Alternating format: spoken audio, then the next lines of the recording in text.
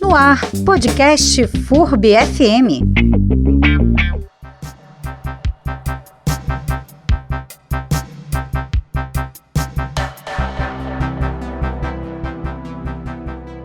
Formar educadores, sejam eles gestores educacionais, professores ou demais profissionais da educação, para promoverem a construção do conhecimento com base em práticas globalizadas, ampliando o conhecimento docente acerca de estratégias, metodologias e tecnologias de ensino-aprendizagem, com práticas que promovam a autonomia, o protagonismo e a colaboração entre seus estudantes para uma aprendizagem ativa, estão entre os objetivos das especializações do programa Criatividade e Inovação na Educação, que a FURB e a Fundação Fritz Miller oferecem em parceria.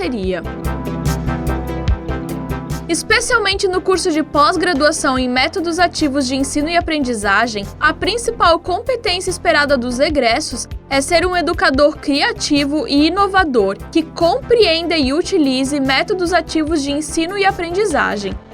Para conversar sobre o assunto, o podcast FURB FM recebe a professora Daniela Maísa de Souza. Professora, muito bem-vinda ao podcast da FURB FM. Para começar, o que são os métodos ativos de ensino, metodologias ativas de ensino-aprendizagem e qual a diferença do método tradicional versus metodologias ativas de ensino-aprendizagem? Oi, um prazer estar aqui e falar um pouquinho sobre a diferença, o que é um método ativo e o que é um método tradicional. Então, o que a gente tem que pensar? O modelo tradicional de ensino, que a gente foi acostumado a ser ensinado desde a infância, é aquele que o professor ele é o detentor do conhecimento. Então, ele transmite o seu conteúdo para o aluno, depois ele faz uma avaliação e ele vai medir qual foi o nível de entendimento desse aluno. Quando a gente pensa num método ativo, ele é totalmente ao contrário. Ele parte, então, da realidade que esse aluno está vivendo, qual é a percepção que ele tem sobre o contexto, sobre o mundo em que ele vive, para a partir dessa leitura da realidade, a gente trazer a parte teórica e auxiliar esse aluno na construção do seu conhecimento. Ou seja, a gente vai criar, a partir de estratégias de ensino, momentos que esse aluno ele utilize da sua criatividade, do seu senso crítico e, a partir disso, utilizar estratégias de reflexão para que ele consiga pensar sobre a realidade que ele está inserido. E, a partir disso, por meio da resolução de problemas, esse aluno ele vai trazer alternativas para resolver esses problemas. Então, a gente tem o professor como um papel de mediador na construção desse conhecimento do aluno e ele deixa de ser um transmissor de conhecimentos. Antes, a gente tinha, então, um papel de um aluno passivo, que ele apenas recebia esse conteúdo, essa grande quantidade de informações que o professor ele vai passar para esse aluno, que é o que a gente chama o método positivista. O método tradicional, que é o ensino bancário, onde o professor ele vai depositar o conteúdo que ele tem, que ele sabe. E o aluno, de uma forma passiva, ele vai receber esse conteúdo. E quando a gente pensa numa formação com métodos ativos, é justamente ao contrário. A gente quer que o aluno fale, que ele participa, que ele tenha, então, esse pensamento crítico e criativo. E dessa forma, ele vai se tornar, então, o protagonista no seu processo de ensino-aprendizagem. É um aluno muito mais proativo, né, professora? Exatamente. Professora, e o quanto a pandemia impactou a sala de aula e reformulou essas metodologias? O que a gente tem que pensar é o seguinte, no contexto da pandemia, quem era um professor tradicional de ensino, ele acabou levando esse modelo tradicional para o ambiente virtual. E se antes já era difícil fazer essa aula tradicional presencial, de uma forma virtual, ficou ainda mais complicada a relação com o aluno, de mantê-lo ativo, de prestar atenção e de participar. Então, a gente viu muito importante nesse momento de pandemia, com as aulas mediadas por tecnologia de forma assíncrona, que mesmo que de forma remota, o professor ele teve que pensar no seu modelo de ensino, ele teve que revisitar suas práticas e ele teve que criar estratégias para inovar em sala de aula, agora migrando para o ambiente virtual. Então, ficou ainda mais importante a necessidade do uso das metodologias ativas para colocar o aluno como protagonista nesse processo de ensino-aprendizagem. Perfeito. E, professora, quais foram os principais avanços trazidos pelas novas tecnologias e como elas impactam o ensino? E, além disso, como essa discussão impacta a Base Nacional Comum Curricular? Bom, em relação às novas tecnologias, a gente tem que pensar que utilizá-las não é mais uma opção, ela é uma necessidade, é uma prioridade. E a tecnologia ela pode ser vista como uma gamificação, como o próprio recurso tecnológico, mas por si só a gente pode pensar na tecnologia como uma estratégia de ensino. Então a metodologia ativa ela é uma tecnologia educacional. Então a gente tem que pensar que ao utilizar tecnologias nesse sentido, a gente vai despertar a curiosidade do aluno, vai fazer com que ele tenha mais chances de se comunicar, de interagir em grupo, porque a gente vai estar despertando nele uma possibilidade de uma aprendizagem significativa. Então, com o uso das tecnologias e esse modelo de ensino, a gente vai ter um aluno, então, como protagonista da aprendizagem, a gente vai estar estimulando a curiosidade e o senso crítico dele, ou seja, ele vai olhar para o meio em que ele está inserido, ele vai ter uma agilidade na produção das atividades e, consequentemente, muito mais atento e motivado. Então, o que a gente tem que pensar como isso impacta na BNCC, que é a Base Nacional Comum Curricular?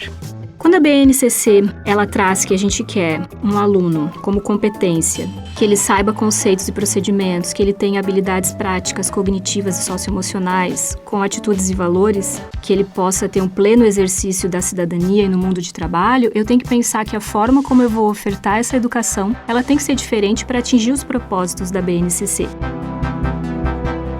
Ela quer que ele seja um protagonista e autor da sua vida pessoal e que isso vá interferir também no coletivo. Então, o que eu tenho que pensar? Se eu não qualificar o meu docente para o ensino, consequentemente, ele não vai conseguir potencializar isso no meu aluno. Então, quando eu penso numa formação com metodologias ativas, se eu qualifico um professor, consequentemente, ele muda a sua forma de ensino e ele potencializa a aprendizagem, que vai ao encontro do que a BNCC espera.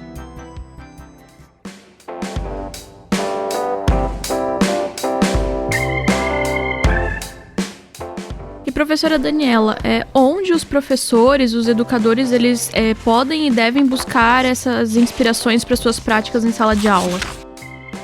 Bom, eu gosto muito de responder essa pergunta pensando também na minha prática docente.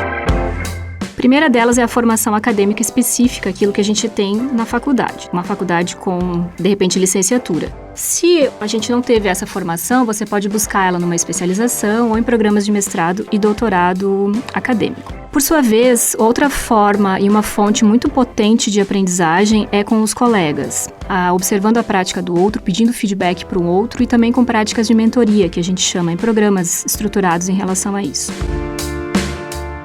Outra proposta é a participação em programas de formação docente, seja ela inicial ou permanente, sempre pensando que a gente sempre precisa se qualificar e se adaptar às novas estratégias de ensino, acessando pesquisas sobre o processo escolar de ensino e aprendizagem, novas tecnologias, novas tendências, o que os estudos eles estão trazendo, a participação em congressos e oficinas que tratam especificamente de metodologias ativas e que trazem essas novidades na área da educação. Outra fonte grande de aprendizagem é a sabedoria proveniente da própria prática. Ou seja, a gente aprende fazendo e a gente aprende errando.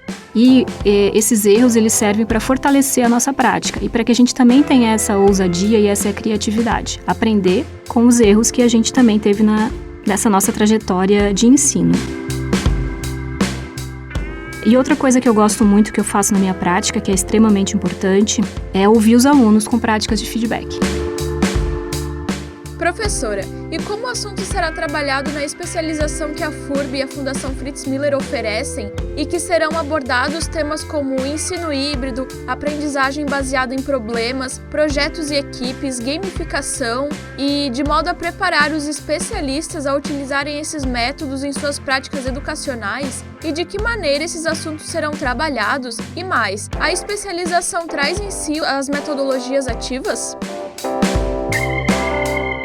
O programa, ele se chama, então, Criatividade e Inovação na Educação. A competência geral é que a gente tenha, então, um educador criativo e inovador. Então, como que se espera contemplar essa competência? A especialização ela tem uma base curricular comum de 96 horas, então todos os alunos farão essa base curricular e depois o aluno ele pode escolher qual especialização ele quer seguir.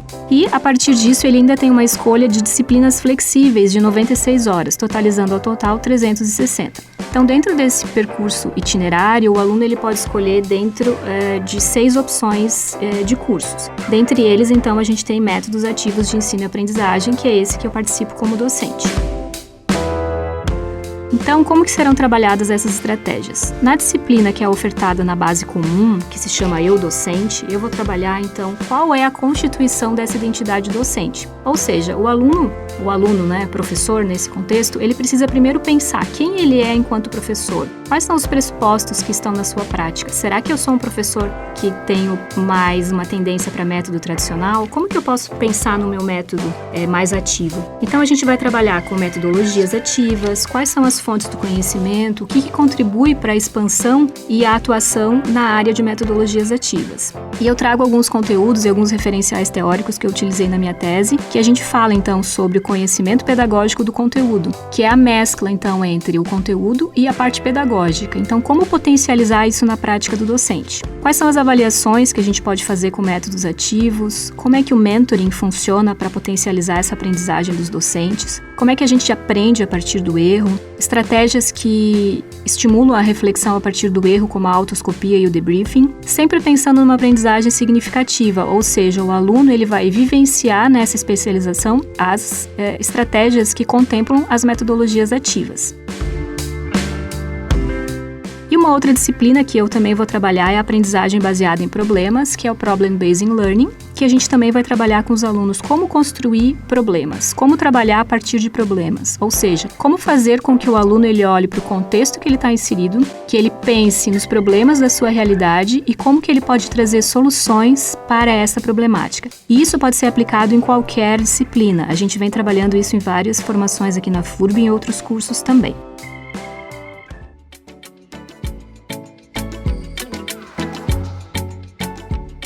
Para mais informações sobre essa pós-graduação, acesse furb.br e vá na aba Cursos, procurando pela opção Especialização Parceria Fundação Fritz Miller. Roteiro Alessandra Meinik, entrevista e locução Raquel Bauer, edição Mike Martins.